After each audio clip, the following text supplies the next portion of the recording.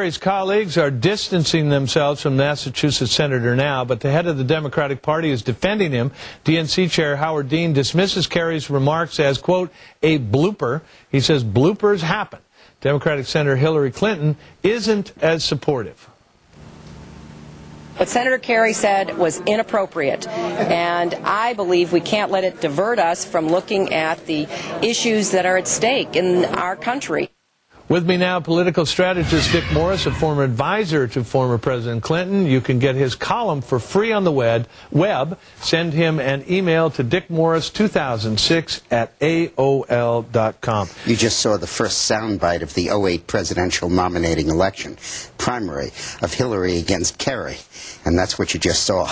What about the written apology? Too little, too late? With a twisted arm. I think that there are two problems that the Democrats have with what Kerry did.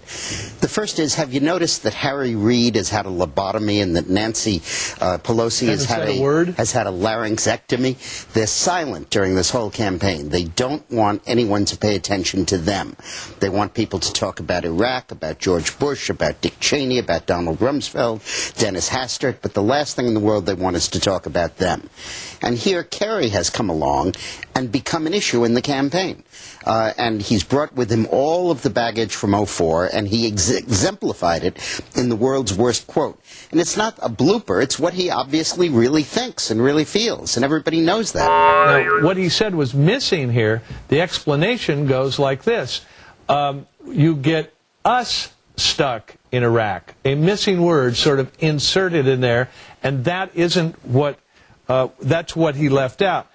But he's been saying this sort of thing about the American troops since 1971 when he threw his medals over the fence of the White House. And it's what the Democratic Party believes. I've got to show everybody this ad you made. This is about wiretapping, an ad that... I did it for Citizens United with Dave Bossy. Take a look.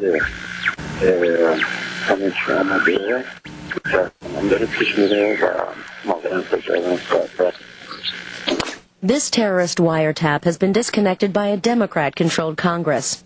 If the Democrats win, the NSA won't be allowed to listen in as terrorists plot attacks. This year, vote like your life depends on it, because it does. Can this election turn on terrorism?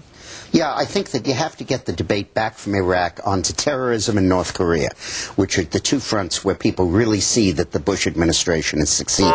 Kerry has a history of saying things that are considered derogatory about the troops in '71, raping, cutting off ears, baby killers. Recently, he said American troops were terrorizing Iraqis. Is this why he doesn't get a break on the botched joke? Oh, yeah, I don't think they give him much wiggle room at all. He's definitely not popular among the troops. He's got a problematic history with veterans, and I think it's only going to continue after this. Do you buy the sincerity of Kerry's apology today? Sort of late, but there it is. Well, it's awful late to begin with, and secondly, ask yourself, why couldn't it just be a straightforward apology? I'm happy to get any apology. I think our men and women in uniform deserve an apology, but what came out seems like kind of an attack apology. He did apologize today, but it had to be dragged out of him, and yesterday he said, let me make this crystal clear, crystal clear. I apologize to no one. I think a lot of people then hit the remote button. He went on to explain that he was attacking Bush and not the troops and so forth. But who do you think offered him the advice that this was the time to come out swinging and get tough? You know, that's a good question, John. I don't know. I mean, again, you have to remember what's in Senator Kerry's head. In his mind, it's crystal clear what he was saying.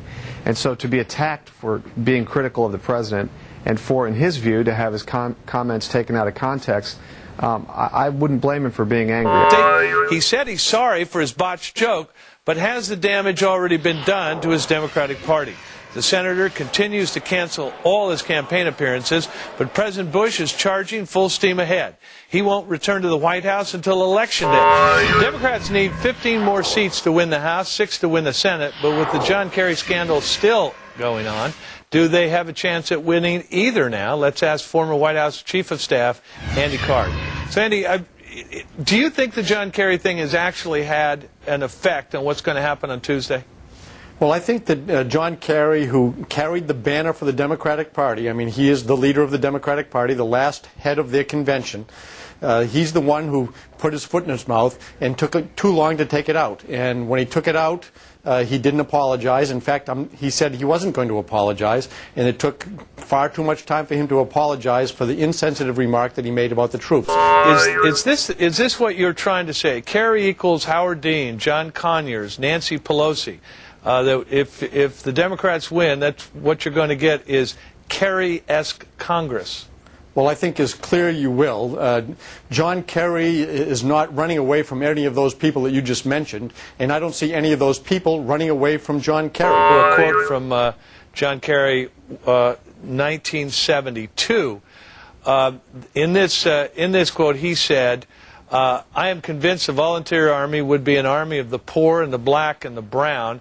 He went on to say, "I also fear having a professional army that views the perpetuation of war crimes as simply doing its job." Do Democrats think Kerry's so-called botch joke will haunt them right up until November 7th? Democratic strategist Laura Schwartz is with me now. The Democrats are so energized, and that more than half of all independents want to vote Democrat. You think Elsie Hastings should be head of the House Intelligence Committee? You know, to be honest with you, John, I was reading some things about that today.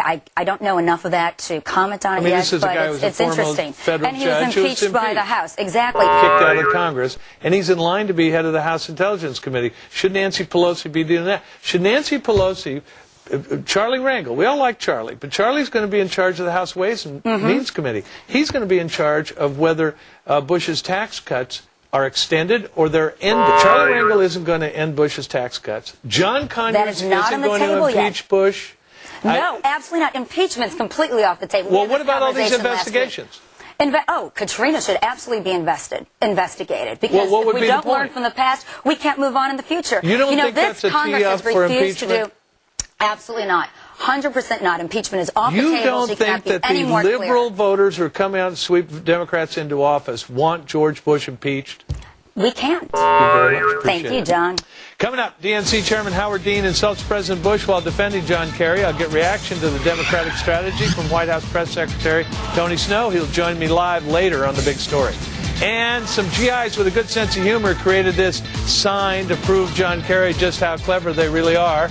Hear what the father of one of the soldiers seen in this picture has to say. Now, her forecast in the run-up to the election, syndicated columnist and Fox News contributor Michelle Malkin.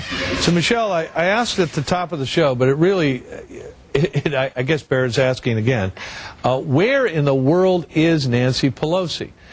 She would be the House Speaker, and nobody's seen her for a few days. In this run-up to the election, is she hiding? I think that the smug arrogance and this premature end zone dance that a lot of Beltway Democrats were doing just 6 or 7 or 8 days ago came across very badly. And after President Bush basically humiliated Nancy Pelosi and a lot of these premature celebrators, they ducked. Wait a minute. It sounds to me like the lead is buried.